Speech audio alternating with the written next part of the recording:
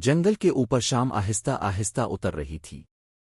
درختوں کی لمبی لمبی شاخیں ایک دوسرے میں یوں الجھی ہوئی تھیں جیسے صدیوں پرانے رازوں کو سینے سے لگائے کھڑی ہوں۔ ہوا میں نمی تھی اور کہیں دور کسی نامعلوم پرندے کی آواز گونج رہی تھی۔ اس جنگل کے بیچوں بیچ ایک سنسان پگڈنڈی تھی جو ایک چھوٹے سے گاؤں تک جاتی تھی۔ گاؤں کے لوگ اس جنگل کو او خاموش جنگل او کہتے تھے، مگر اس رات خاموشی کے اندر ایک بے نام سی بے چینی سے رسرانے لگی تھی۔ گاؤں میں ایک نوجوان لکڑہارا رہتا تھا جس کا نام حارث تھا۔ اس کے والد بھی لکڑہارے تھے اور ایک دن اسی جنگل میں لاپتہ ہو گئے تھے۔ لوگوں نے کہا کہ شاید کسی درندے نے حملہ کیا ہوگا، کچھ نے سرگوشی کی کہ جنگل میں آسیب ہیں، اور چند بوڑھوں نے دعویٰ کیا کہ جنگل اپنے اندر آنے والوں کو پرکھتا ہے۔ مگر حارث نے کبھی ان باتوں پر یقین نہیں کیا۔ اس کے نزدیک جنگل درختوں، پرندوں اور جانوروں کا مسکن تھا، کوئی جادوئی دنیا نہیں۔ لیکن اس رات سب کچھ بدلنے والا تھا۔ حارث اپنی کلہاڑی کندھے پر رکھے جنگل کی طرف بڑھا۔ اسے معلوم تھا کہ رات میں جانا خطرناک ہے، مگر گاؤں میں ایندھن کی کمی تھی۔ اس کی ماں بیمار تھی اور سردی تیزی سے بڑھ رہی تھی۔ اسے ہر حال میں لکڑی لانی تھی۔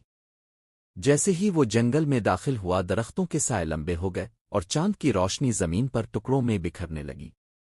چند قدم چلنے کے بعد اسے احساس ہوا کہ آج جنگل کی خاموشی عام دنوں سے مختلف ہے۔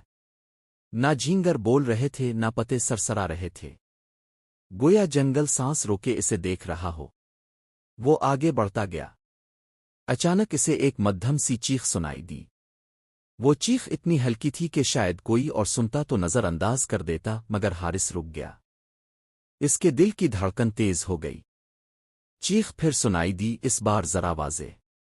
وہ کسی انسان کی آواز لگتی تھی۔ کون ہے وہاں؟ حارث نے بلند آواز میں پوچھا۔ کوئی جواب نہ آیا، صرف ہوا کا ایک جھونکا درختوں کے پتوں کو ہلا گیا۔ حارث نے ہمت کی اور آواز کی سمت چل پڑا۔ جوں جوں وہ آگے بڑھتا گیا، چیخ کی شدت بڑھتی گئی۔ اب وہ واضح طور پر کسی کی فریاد تھی۔ اچانک اسے ایک کھلی جگہ نظر آئی جہاں زمین پر سوکھی پتیاں بچھی ہوئی تھیں اور بیچ میں ایک پرانا ٹوٹا ہوا کنواں تھا۔ چیخ اسی کنویں کے اندر سے آ رہی تھی۔ حارث نے دل تھام کر کنویں کے کنارے جھانکا۔ اندر گھپ اندھیرا تھا۔ کون ہے؟ اس نے پھر پکارا۔ نیچے سے ایک نحیف آواز آئی، مجھے نکالو، خدا کے لیے۔ حارث نے جلدی سے ارد گرد دیکھا۔ اسے ایک لمبی بیل نظر آئی۔ اس نے بیل کو مضبوطی سے کنویں میں لٹکا دیا۔ کچھ لمحوں بعد ایک نحیف سا ہاتھ اوپر آیا اور بیل کو تھام لیا۔ حارث نے پوری طاقت سے کھینچا۔ کافی جدوجہد کے بعد ایک کمزور زرد چہرے والا آدمی باہر نکلا۔ اس کی آنکھوں میں خوف جمع ہوا تھا۔ تم کون ہو؟ حارث نے پوچھا۔ آدمی نے کانپتی آواز میں کہا، میں مسافر ہوں، راستہ بھٹک گیا تھا، اس کنویں میں گر گیا۔ حارث نے اسے سہارا دیا، مگر جیسے ہی وہ اسے کھڑا کرنے لگا، اسے محسوس ہوا کہ اس آدمی کا جسم غیر معمولی طور پر ٹھنڈا ہے، جیسے برف ہو۔ اس کے ہاتھ کانپنے لگے۔ تمہیں کیا ہوا ہے؟ حارث نے پوچھا۔ آدمی کی آنکھوں میں اچانک ایک عجیب چمک آئی۔ اس نے حارث کا بازو مضبوطی سے پکڑ لیا۔ تمہیں یہاں نہیں آنا چاہیے تھا۔ اس کی آواز بدل گئی، گہری اور خوفناک۔ حارث نے جھٹکا دے کر خود کو آزاد کیا۔ اچانک ہوا تیز چلنے لگی۔ درختوں کی شاخیں زور زور سے ہلنے لگیں۔ زمین کانپنے لگی۔ کنویں سے ایک سد ہوا کا طوفان نکلا اور وہ آدمی ہنسنے لگا۔ اس کی ہنسی پورے جنگل میں گونج گئی۔ یہ جنگل میرا ہے، وہ بولا، اور جو یہاں آتا ہے وہ واپس نہیں جاتا۔ حارث کا دل زور زور سے دھڑکنے لگا۔ اسے اپنے والد کی یاد آئی۔ کیا وہ بھی اسی کے ہاتھوں؟ اچانک اسے اپنی ماں کی بات یاد آئی، بیٹا، ہر اندھیرے میں روشنی ہوتی ہے، بس ہمت نہ ہارنا۔ حارث نے زمین سے اپنی کلہاڑی اٹھائی اور مضبوطی سے تھام لی۔ میں نہیں ڈرتا، وہ چیخا۔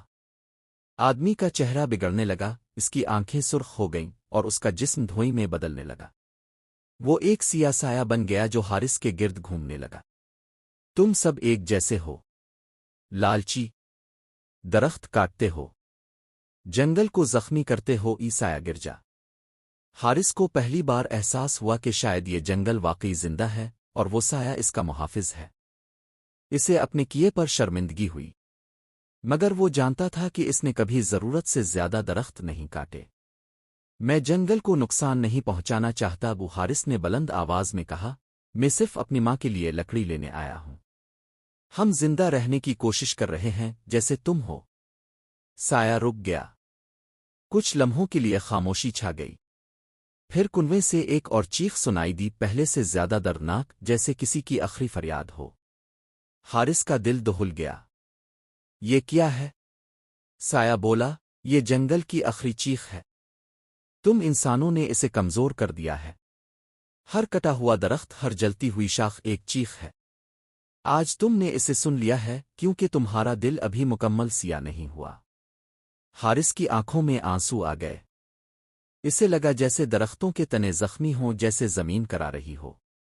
میں کیا کر سکتا ہوں؟ اس نے آہستہ سے پوچھا۔ سایہ دھیرے دھیرے مدھم ہونے لگا۔